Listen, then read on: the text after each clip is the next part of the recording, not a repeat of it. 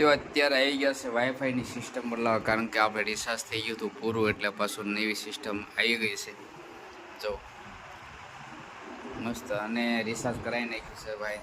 Scam બી બધું સારું છે આપણા ગામ માટે, એટલે રિચાર્જ કરાવી નાખ્યું છે કમ્પ્લેટ.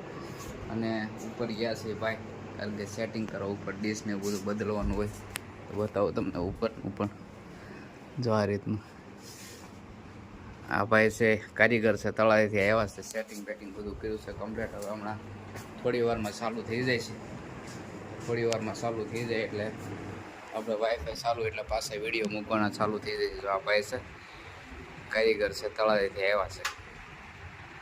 સિસ્ટમ જો અત્યારે મેળવે છે, બધી મેળવે રહે એટલે આપણું વાઈફાઈ ચાલુ અને પાછા વિડીયો મૂકવાના ચાલુ કરી દઈશું. કારણ કે આપણે વિડીયો નહોતા મૂકતાનું કારણ હતું કે વાઈફાઈ ચાલુ નહોતું ને આપણે તળાજા વિડીયો અપલોડ કરવા જવો પડે એના માટે, એટલે આપણે વાઈફાઈ અત્યારે તાત્કાલિક ચાલુ કરાવ્યું છે. તો આ રીતની કંઈક સિસ્ટમ હોય ભાઈ અંદર.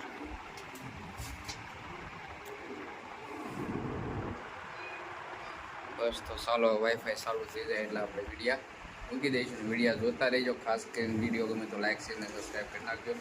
ખાસ કરીને ફેસબુક ઉપર આપણે ફોલો કરતા જઈજો. ચાલો.